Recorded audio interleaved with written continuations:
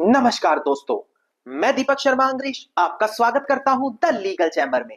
अब दोस्तों, आज की वीडियो में हम बात करने वाले हैं साल 2024 के एक नए अपडेट के बारे में। देखिए दोस्तों, जब कभी भी संपत्ति को बेचने की बात आती है, जी हां, जब आप या तो कोई संपत्ति खरीद रहे होते हैं या उसको बेच रहे होते हैं, तो सबसे सटीक माध्यम बताया गया है कि वहां पर प्रॉपर रजिस्टर्ड सेल डीड बनवाई जाए। नाउ, अक्सर लोगों का कहना होता है कि सर, हमारे साथ तो धोखाधड़ी करके एक सेल डीड करवा ली गई, या फिर लोगों का कहना होता है कि प्रॉपर्टी मेरी थी और बेच किसी और ने दी, या लोगों का कहना होता है कि हमारा भी हिस्सा बनता था और किसी और ने बेच दिया। अब आज की वीडियो में हम बात करने वाले हैं इसी सेल डीड से जुड़े काफी बड़े अपडेट के बारे में, जहां पर मैं आपको तीन चीजें क्लियर करूंगा। और ध्यान दीजिए, ये तीनों चीजें हर उस व्यक्ति को पता होनी अनिवार्य है जो कोर्ट में जाकर सेल डीड को कैंसिल करने का केस फाइल करने वाला है।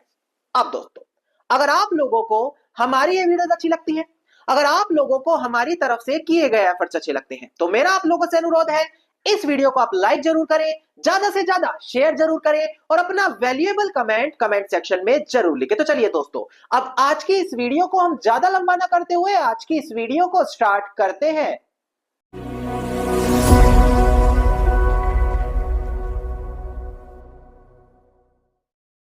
अब दोस्तों, सबसे पहले वीडियो की स्टार्टिंग में हम बात करें ट्रांसफर ऑफ प्रॉपर्टी एक्ट। देखिए, प्रॉपर्टी को ट्रांसफर करने की बात आ रही है और वहां पर इस एक्ट का जिक्र न किया जाए, ऐसा हो ही नहीं सकता। अब जब कभी भी संपत्ति को बेचने की बात आएगी तो वहां पर सेक्शन 54 आप लोगों को देखना अनिवार्य है, क्योंकि यही सेक्शन बताता है कि कानूनी रूप से किस तरीके से संपत्ति को सेल किया जाए।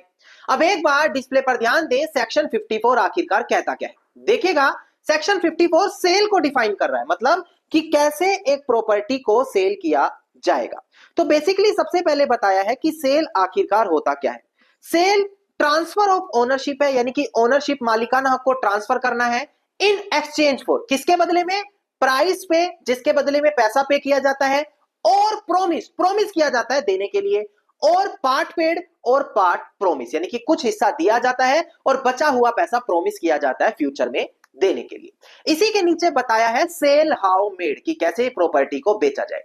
यह बताता है अगर एक इमूवेबल प्रॉपर्टी है, देखिए दिखाई दे रहा होगा कि अगर इमूवेबल प्रॉपर्टी है जिसकी वैल्यू 100 रुपए या उससे ज्यादा है, तो हर स्थिति में एक रजिस्टर्ड दस्तावेज के माध्यम से ही उस प्रॉपर्टी को बेचा जाएगा। नाउ, सेक्शन 54 को पढ़ने के बाद आपको यह तो पता लग गया कि सेल डीड हमेशा रजिस्टर्ड होनी चाहिए अगर प्रॉपर्टी की वैल्यू 100 रुपए या उससे ज्यादा है, और बदले में हमेशा पैसों का लेन देन जरूर हुआ हो, क्योंकि जो इंसान धोखाधड़ी करता है वो पैसों का लेन देन नहीं दिखा पाता। ये सबसे बड़ी चीज होती है। नाउ, जैसे हमने आपको अभी सेक्शन 54 पढ़ाया, इस पूरे ट्रांसफर ऑफ प्रॉपर्टी एक्ट में ऐसे अनेकों प्रावधान, प्रोविजन है जो हर सिचुएशन और हर कंडीशन के बारे में बात करते हैं।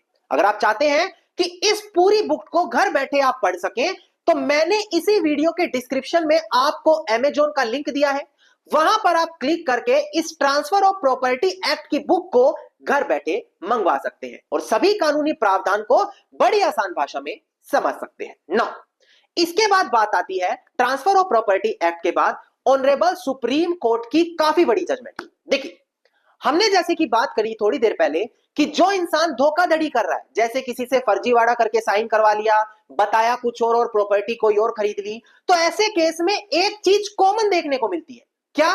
कि सेल डीड के अंदर तो बताया जाता है कि हमने इतने पैसे देकर प्रॉपर्टी खरीदी, पर जब उस चीज को साबित करने की बात आती है कि पैसा गया कहां, अकाउंट में आया, चेक से दिया, किस तरीके से दिया, तो वो व्यक्ति ये बात साबित कर ही नहीं पाता कि आखिरकार पैसा दिया भी था। और कानून कहता है कि अगर पैसों का लेन देन नहीं हुआ सेल डीड के दौरान, तो वो सेल डीड कानूनी रूप से वॉइड हो जाएगी, अवैध हो जाएगी। अब इसी चीज को डिस्प्ले पर दिखाकर मैं रेलिवेंट जजमेंट के साथ आपको क्लियर करूं। ध्यान दें, काफी बड़ी जजमेंट है हर उस व्यक्ति के लिए जो सेल डीड कोर्ट में जाकर चैलेंज करना चाह रहा है। देखिएगा दोस्तों, डिस्प्ले पर केस टाइटल है इस जजमेंट का, केवल कृष्ण जो यहां पर अपीलियंट है वर्सेस राजेश कुमार अदर जो यहां पर हमारे रिस्पोंडेंट है। इसका सिविल अपील नंबर है 6992 ऑफ 2021 और डेट ऑफ जजमेंट है हमारी यहां पर 22 नवंबर साल 2021। काफी बड़ी जजमेंट है सुप्रीम कोर्ट की। यहां पर क्या हुआ, एक व्यक्ति से धोखाधड़ी करके पावर ऑफ अटॉर्नी साइन करवा ली गई। पावर ऑफ अटॉर्नी साइन कराने के बाद जिस व्यक्ति ने साइन कराया था, जो अटॉर्नी के अंदर एजेंट था, उसने अटॉर्नी यूज करके दो सेल डीड बनाई। पहली सेल डीड में प्रॉपर्टी अपनी पत्नी को बेची, दूसरी सेल डीड के अंदर प्रॉपर्टी अपने बच्चों को बेची, और जो बच्चे थे वो 18 साल से कम उम्र के थे, माइनर थे। तो ऐसी सिचुएशन में क्या हुआ, जो उस प्रॉपर्टी का मालिक था उसने जाकर कोर्ट में केस फाइल कर दिया। उसने कहा मुझसे तो धोखाधड़ी करके पावर ऑफ अटॉर्नी बनवाई गई है और सेल डीड में जिन पैसों का जिक्र किया गया है वो मुझे आज तक मिला ही नहीं है। और वो व्यक्ति जिसने पावर ऑफ अटॉर्नी धोखाधड़ी से साइन कराई थी, वो ये बात भी साबित नहीं कर पाया कि जो मेरी पत्नी थी वो घरेलू महिला यानी कि डोमेस्टिक नहीं थी, वो बाहर काम करती थी, और जो उसके नाबालिग बच्चे थे वो कोई पैसे कमाते थे। और अगर वो ये साबित ही नहीं कर पाया तो ये माना गया कि section 54 transfer of property act का उल्लंघन है और सेल डीड बनवाते समय किसी भी प्रकार का पैसों का लेन देन नहीं हुआ। और उसी ग्राउंड पर ऑनरेबल सुप्रीम कोर्ट ने उस सेल डीड को वॉइड ठहरा दिया। तो यह आप लोगों के लिए काफी बड़ा पॉइंट बनता है कि अगर पैसों का लेन देन नहीं हुआ तो उस दस्तावेज को कानूनी रूप से वॉइड ठहराया जा सकता है। नौ, अब ये जो जजमेंट थी इसके अंदर एक और काफी बड़ी बात कही गई और हर व्यक्ति के लिए ये काफी ज्यादा राहत का काम करेगी। डिस्प्ले पर ध्यान दें, यहां पर कहा गया, देखिए दिखाई दे रहा होगा डिस्प्ले पर, court also observe data document, यानी कि कोई ऐसा दस्तावेज, कोर्ट ने यही ऑब्जर्व किया, अगर वो कानूनी रूप से वॉइड है, अवैध है, तो उसको अलग से क्लेम करके डिक्लेरेशन का दावा डालकर कैंसिल करने की, चैलेंज करने की जरूरत नहीं है। अगर कोई और केस चल रहा है, जैसे कि कोई कोलेटरल प्रोसीडिंग है, जैसे प्रेजेंट केस में सूट फॉर पोजेशन डाला गया था कब्जा पाने के लिए, तो उसके अंदर भी वो डॉक्यूमेंट लीगली तौर पर वॉइड दिखाया जा सकता है। उसको वॉइड साबित करने के लिए, अवैध साबित करने के लिए अलग से डिक्लेरेशन की मांग नहीं करनी पड़ेगी। अब यह हर व्यक्ति के लिए काफी ज्यादा हेल्पफुल साबित होगा, जिसको कानून की समझ नहीं थी और गलत केस डाल दिया, अब उसको लग रहा है हमारे तो कई साल खराब हो गए। कोलेटरल प्रोसीडिंग के अंदर भी आप उस डॉक्यूमेंट को वॉइड दिखा सकेंगे, यहां पर ऑनरेबल सुप्रीम कोर्ट ने साफ शब्दों में यह कह दिया। नौ, काफी बड़ी जजमेंट थी, दो बड़ी चीजें यहां पर क्लियर की गई।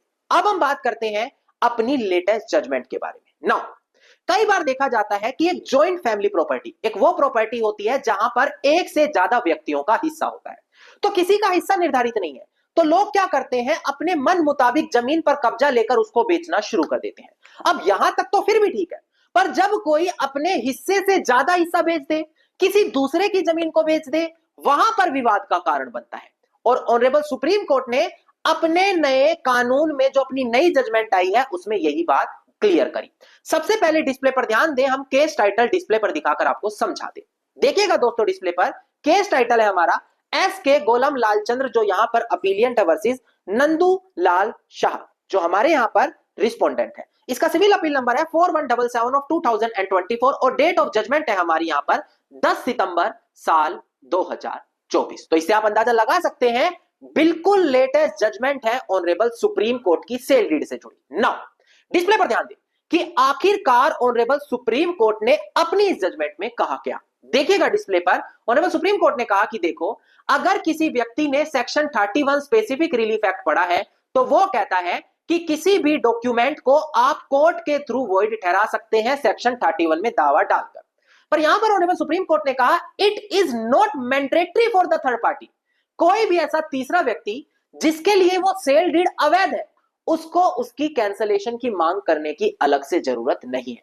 मतलब कि दोस्तों, अगर एक इंसान कोर्ट में टाइटल सूट डालना चाहता है तो सेक्शन 34 स्पेसिफिक रिलीफ एक्ट का दावा डालना पड़ता है, और अगर उसी के अंदर किसी दस्तावेज को कैंसिल कराने की मांग की जाएगी तो सेक्शन 31 स्पेसिफिक रिलीफ एक्ट का दावा डालेगा या उसमें अमेंड होगा। नाउ यहां पर बोला गया कि अगर एक ऐसा व्यक्ति है जिसकी प्रॉपर्टी किसी थर्ड इंसान ने अपनी बताकर बेच दी, हक किसी और का था, बेची किसी और ने, तो जो थर्ड व्यक्ति है, थर्ड पार्टी है, जिसको नुकसान हो रहा है, जिसकी प्रॉपर्टी है, जिसके उस डॉक्यूमेंट पर साइन तक नहीं लिए गए बेचते समय, उसको अलग से कैंसलेशन की मांग करने की जरूरत नहीं है। अगर वो सिर्फ डिक्लेरेशन का दावा डाल रहा है तो टाइटल सूट में ये काफी होगा कि उसका डॉक्यूमेंट वॉइड हो जाएगा। अलग से उसको कैंसिल कराने के लिए सेक्शन 31 रिलीफ एक्ट का दावा नहीं डालना पड़ेगा। तो ये कुछ बारीकियां होती हैं, उस कंडीशन में काम आएगी जब आप सेल डीड कैंसिल करवाने के लिए जा रहे हैं। इसके अलावा और भी अनेकों तरीके हैं जो हम आज की वीडियो में कवर नहीं कर पाएंगे, ना वीडियो काफी लंबी हो जाएगी। जैसे कि कोई धोखे से साइन करा ले, कोई पैसों का वादा करे, सिर्फ थोड़ा बहुत ही पैसा दे बाकी पैसा ना दे तो क्या होगा, किसी ने बातों में फंसाकर कोई और कागज साइन करवाना था, कोई और कागज साइन करवा लिया, इंसान पढ़ा लिखा नहीं था, धोखे से साइन हो गए। तो ये सारी कंडीशन होती है जो फ्रॉड, अनड्यू इन्फ्लुएंस, कोएर्जन के अंदर आती है, जहां पर भी आप सेल डीड को चैलेंज करके कैंसिल करा सकते हैं।